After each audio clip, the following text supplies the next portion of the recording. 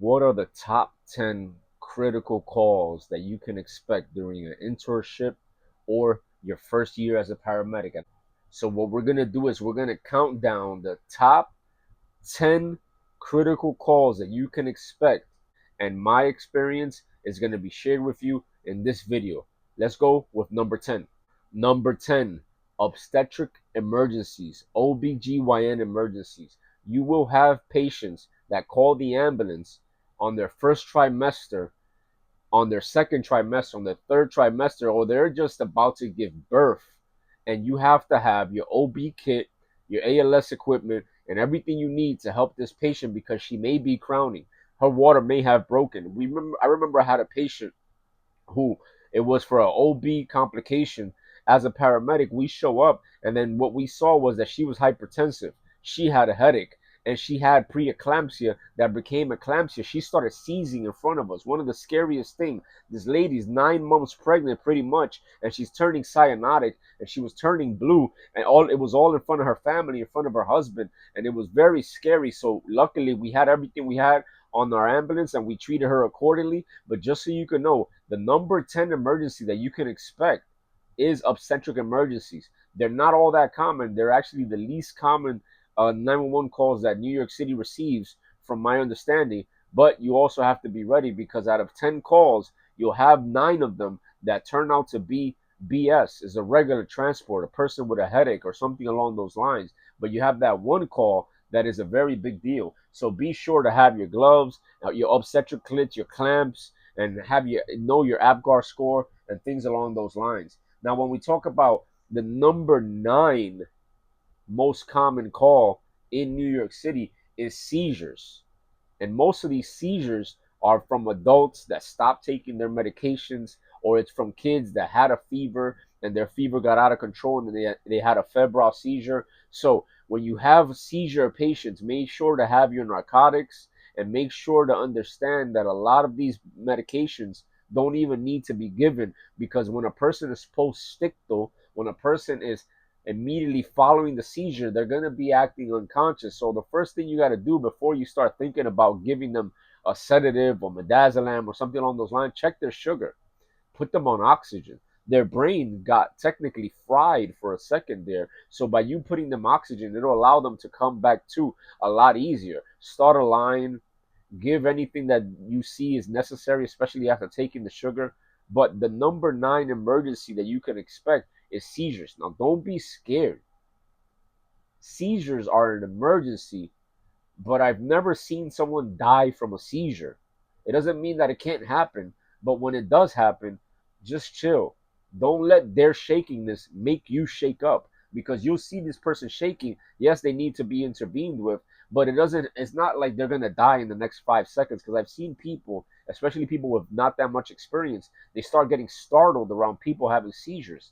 It's kind of funny. I remember I heard a story about an EMT that they had a patient in an interfacility transport transferring a patient, and the patient started seizing, and his partner was driving, and he looked through the rear view mirror like, hey, what's going on? He's like, the patient's having a seizure, and all the person kept doing was looking through the cabinets in the ambulance because he didn't know what else to do. The guy was like, hey, what are you doing back there? He's like, I'm just checking the cabinets. He's like, I don't even know what else to do. There's a lot of people, they get shocked. It's kind of scary. It's almost like people are possessed when they're having a seizure. So don't let it get to you in that sense as well. Like, stay mindful, check the sugar, put them on oxygen, and if you have narcotics, then of course put them on narcotics. I mean, give them narcotics like midazolam, and also put them on their side. Make sure that they don't aspirate. Try to avoid them from biting their tongue, and make sure that they don't hit themselves with any furniture or hit themselves with the ambulance. Like, you got this. It's not that difficult. The number 8 emergency that is most common in New York City is psychiatric EDPs, emotionally disturbed person. These are people that said that they want to hurt themselves. These are people that want to hurt others. These are people who require a psychiatric medication or a psychiatric admission to the hospital. A lot of these patients need restraints. A lot of these people need something that's even better than the restraints, need something better than the excited delirium protocol, which is to give them a narcotic when they're acting really irrational. Like, just do not jump to giving medications to a person with psychiatric issues. A lot of them, they just need empathy. They just need people skills. It's a case by case basis. Some people you gotta just sedate them. Some people you just gotta restrain them because there's no like talking to them, especially if they're under an influence of a heavy drug or something along those lines. But a lot of these people, I've had a patient where, the cops were ready to like jump on this guy and they were telling us like, yo, sedate him, put him to sleep, put him to sleep. And I was like, yo, hold on, let me speak to him. And all he needed and all he wanted was to not be escorted from his house in boxers. Like after I spoke to him in Spanish, I was like, yo, bro, ¿qué pasa? Why you acting like that? Like, just relax, bro. We're here to help you. You're waking up the family. You're waking up the neighbors. You're making a scene. These guys, they're gonna arrest you. You already know what you did. There's no need to make it worse on yourself. And all he wanted was a cup of water and to not go outside in his boxers. He just wanted to wear a pair of pants outside of his house. So had I been gun ho, and by the way, my partner drew up the narcotic medication, and she was like, "Yo, give it to him. Give it to him. You're close to him." And I decided not to.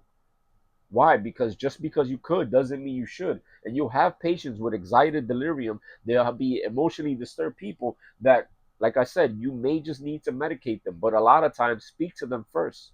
Speak to them first. And if they are thinking about hurting themselves or hurting somebody else, they're liable to want to hurt you as well. So, also at the same time, even though you're using empathy, you got to also be on your P's and Q's, stay sharp, and be ready to restrain them and be ready to defend yourself if you're against the wall and have no other option. That's why I always say, and I want to insert it here, do not forget to take care of your health because it's hard for you to defend yourself or defend your loved ones or defend the bystanders or defend anybody or help anybody if you're not able to help yourself. If you're not able to run down the block because of your bad habits, how can you help your patient effectively? So be mindful. Number 7, trauma with blood thinners. Like real trauma emergencies are hard to come by, but when they do, you better be ready. Do not stay on scene for more than 10 minutes if possible. The number one thing you need to remember is that trauma is a surgical disease, and this patient needs to be transported to the hospital as soon as possible. So, if you're on scene with a trauma patient, do what you got to do. Make sure that you show up with your seat collar, your backboard. Make sure that you have your tourniquet. And if you can start a line right then and there, if you're the communication between you and your partner is so strong that you could do all that stuff within 10 minutes. Like I had a patient who fell in the tracks and her foot got chopped off, amputated completely. And within 10 minutes, we put the tourniquet, we extricated her, we put her on the stretcher, we started an IV, we did all these things, and the rescue paramedics arrived trying to find something to do, and they had nothing to do because we had already did everything, and we were already getting her ready for the nearest number one trauma center, level one trauma center. So 10 minutes, although that comes with experience, needs to be your priority in all cases, especially for trauma. And if they're on blood thinners, give a notification. If they had a major trauma, multi trauma, give a notification. Let the hospital know you're coming. Trauma is a surgical disease. Do not forget that. Number 6 most common call comes in form of a stroke, CVA. These are not all that common for paramedics because usually these calls are dispatched to EMTs. But when you have a stroke patient, once again, you'll notice, hey, when was their last time that they were well? Oh, it was 2 hours ago. Oh, is this a new onset facial droop? Is this a new onset left-sided, right-sided weakness? Are they hypertensive? Do they have AFib? Do they have the comorbidities that increase the odds of them having it? For example, do they smoke cigarettes? Are they currently hypertensive? Did they complain about a headache? Is this new to them? Grab their license. And if you're not sure whether or not their face is drooping, grab their license and put it right next to their face. And by looking at it, you'll be able to notice whether or not this is something new or something old. So strokes are very, very, very, very common.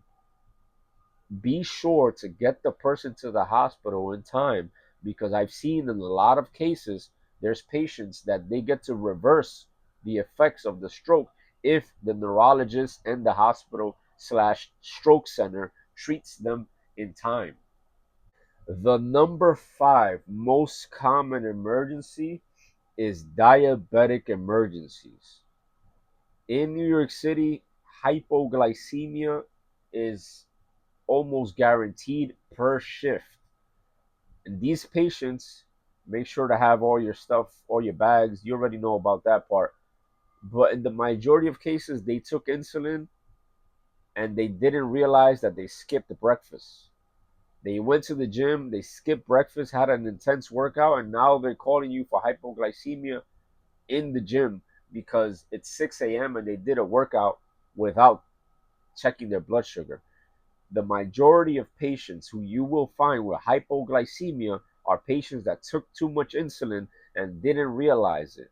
They overdosed on the insulin or they didn't eat anything at all. This is in the majority of cases with people with hypoglycemia. So all you got to do is check their sugar, if they're altered mental status, if they're cool, pale, diaphoretic, if they're acting like they're drunk, if they're acting like they had a seizure, or they're acting post-ictal, check their sugar. A lot of times it's easy to confuse a hypoglycemic patient with a patient who just had a seizure. So check their sugar and treat their sugar and be ready to get the IV. And if you don't have the IV, then you can lean on glucagon.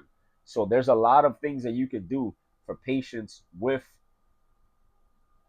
low blood sugar, and that's AMS. But there's another type of AMS. This is number 4 most common emergency is overdoses. Overdoses on what? Morphine derivatives, opioids. The majority of overdoses that you will get in the New York City 911 system, especially in Harlem, especially on the Lower East Side, especially in the South Bronx, is people overdosing on heroin, fentanyl. And for these patients, all you got to do is don't get startled if they're breathing 3 times a minute. Don't get startled if they're not, if it looks like you need to intubate them.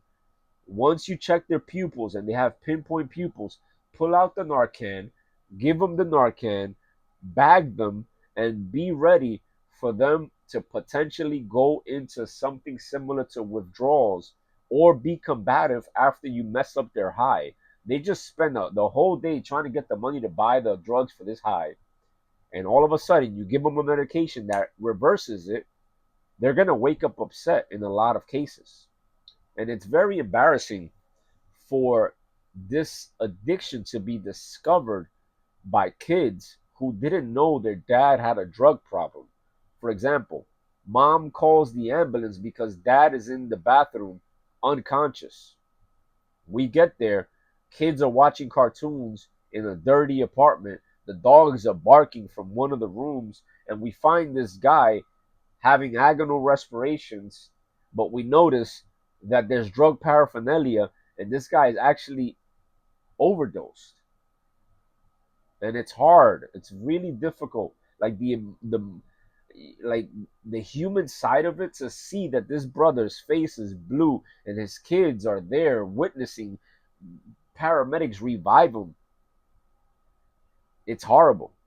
It's like, as a father, I think for the kids. I think about the emotional turmoil, the trauma that they're gonna have from seeing their father addicted. And I hope that guy and the other people that I've saved under those circumstances are well, and the people suffering from it now are well. But I just want to give you a little tidbit of wisdom. People that are suffering with overdoses, with lack of health, with anything that's needing an ambulance, in the majority of cases, not every single case, one way, somehow, it's because they're not following the Holy Bible. This is the top 10 emergencies in the 911 system in New York, but I just want to share some wisdom with you. Some way, somehow, these people are not leading a righteous lifestyle, and that's why these emergencies are occurring to them. It's unfortunate, it's spiritual warfare at the end of the day, but I just want to keep you mindful of that. Like, hopefully you can help them. Like people with diabetes, when you have patients with diabetes, tell them, hey, I got good news for you. And they're gonna be like, what? You tell them diabetes is reversible. You don't have to wait until they amputate your feet. You don't have to wait until they amputate your legs above your knee. You don't have to wait until you're on dialysis. Just reverse it through changing your lifestyle. and changing your lifestyle towards a righteous path will help you and lead you towards improving your health a lot better. The number three most common emergency in the New York City 911 system is chest pain, cardiac chest pain.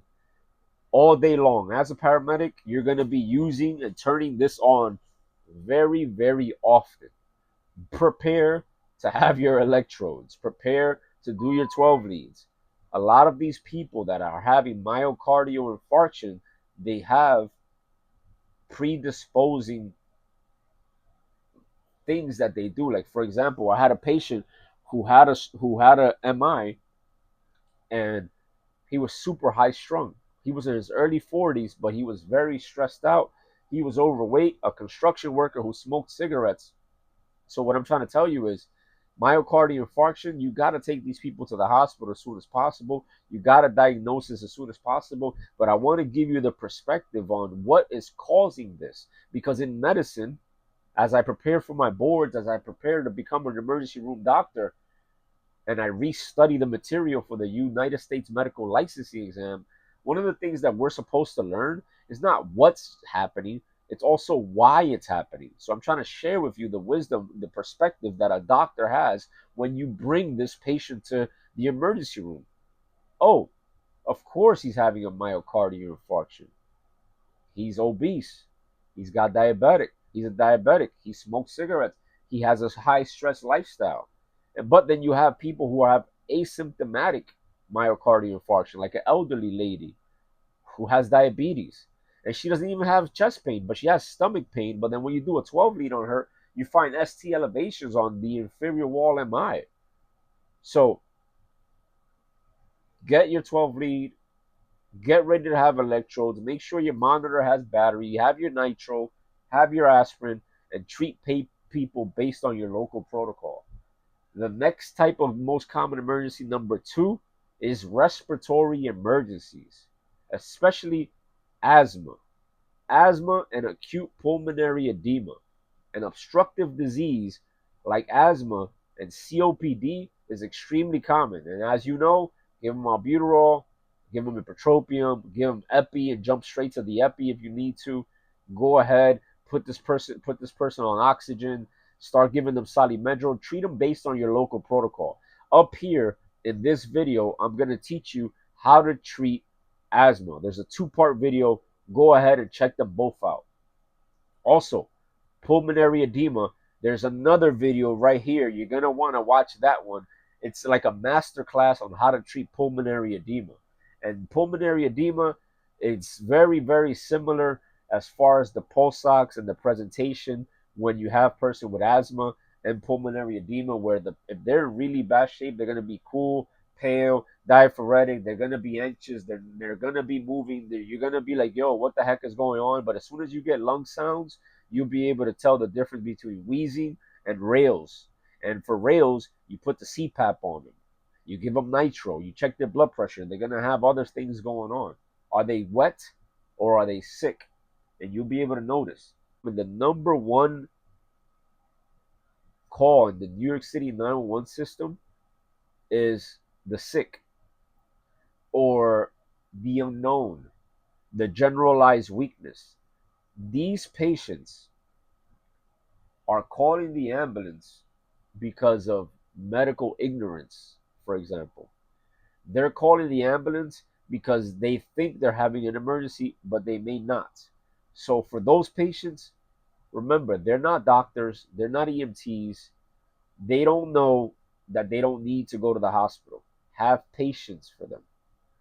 Another type of person that calls under this sick, generalized weakness are people who have the need to go to the hospital because they're lonely, because they don't want to pay for the taxi, and they have Medicaid, they have Medicare, and they're going to let the government pay for their transportation. These are people who know how to play the system. These are the majority of 911 calls. People that know how to play the system, people that don't know that they don't need an ambulance. That's why 99% of 911 calls in New York City and most likely nationwide are BS. We're just a glorified Uber.